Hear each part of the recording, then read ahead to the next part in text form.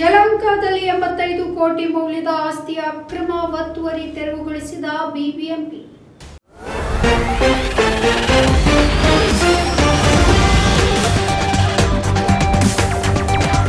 ಬೃಹತ್ ಬೆಂಗಳೂರು ಮಹಾನಗರ ಪಾಲಿಕೆ ಯಲಹಂಕದಲ್ಲಿ 2.75 ಎಕರೆ ಪ್ರದೇಶದಲ್ಲಿದ್ದಂತಹ 85 ಕೋಟಿ ರೂಪಾಯಿ ಮೌಲ್ಯದ ಆಸ್ತಿಯ ಅಕ್ರಮ ಒತ್ತುವರಿಯನ್ನು ತೆರವುಗೊಳಿಸಿದೆ.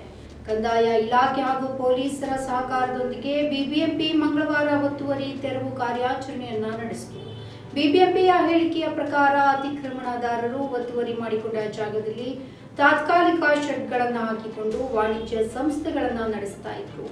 140 ಪೊಲೀಸ್ ಸಿಬ್ಬಂದಿ ಹಾಗೆ 70 ಜನ ಕಾರ್ಮಿಕರು ಒತ್ತುವರಿ ತೆರವು ಕಾರ್ಯಾಚರಣೆಯಲ್ಲಿ ಭಾಗವಹಿಸಿದ್ದಾರೆ. 4 ಜೆಸಿಬಿಗಳು ಮತ್ತು 12 ಟ್ರ್ಯಾಕ್ಟರ್ಗಳನ್ನು ಈ ಉದ್ದೇಶಕ್ಕಾಗಿ ಬಳಸಲಾಗಿದೆ ಅಂತ ಬಿಬಿಎಂಪಿ ತನ್ನ ಪ್ರಕಟಣೆಯಲ್ಲಿ ತಿಳಿಸಿದೆ. ಇನ್ನು ಮುಂದೆ ಯಾವುದೇ ಒತ್ತುವರಿಯಾಗದಂತೆ ಚೈನ್ ಲಿಂಕ್ ಬೇಲಿ ಹಾಕಲು ಅಧಿಕಾರಿಗಳು ಮುಂದಾಗಿದ್ದಾರೆ.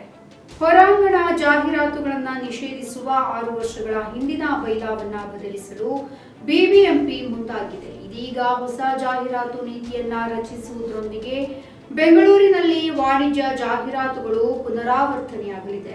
ಕೆಲವು ನಿರ್ಬಂಧಗಳನ್ನು ವಿಧಿಸುವ ಮೂಲಕ ಖಾಸಗಿ ಆವರಣದಲ್ಲಿ ಹೊರಾಂಗಣ ಜಾಹೀರಾತುಗಳ ಪರವಾಗಿ ಕರ್ನಾಟಕ ಹೈಕೋರ್ಟ್ ತೀರ್ಪನ್ನ ನೀಡಿದ ಸುಮಾರು 1 ವರ್ಷದ ನಂತರ ಈ ಕ್ರಮವನ್ನು ಕೈಗೊಳ್ಳಲು ಬಿಬಿಎಂಪಿ ಮುಂದಾಗಿದೆ.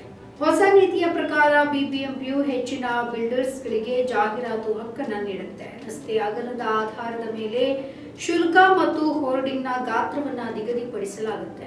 ಫುಟ್ಪಾತ್ಗಳಲ್ಲಿ ಯಾವುದೇ ಹೋರ್ಡಿಂಗ್ ಅನ್ನ ಅನುಮತಿಸಲಾಗುವುದಿಲ್ಲ. ಆದರೆ ಜಾಹೀರಾತುದಾರರು ಹೋರ್ಡಿಂಗ್ಗಳನ್ನು ಸ್ಥಾಪಿಸಲು ಖಾಸಗಿ ಆಸ್ತಿ ಮಾಲೀಕರೊಂದಿಗೆ ಮಾತುಕತೆಯನ್ನ ನಡೆಸಬೇಕಾಗುತ್ತೆ.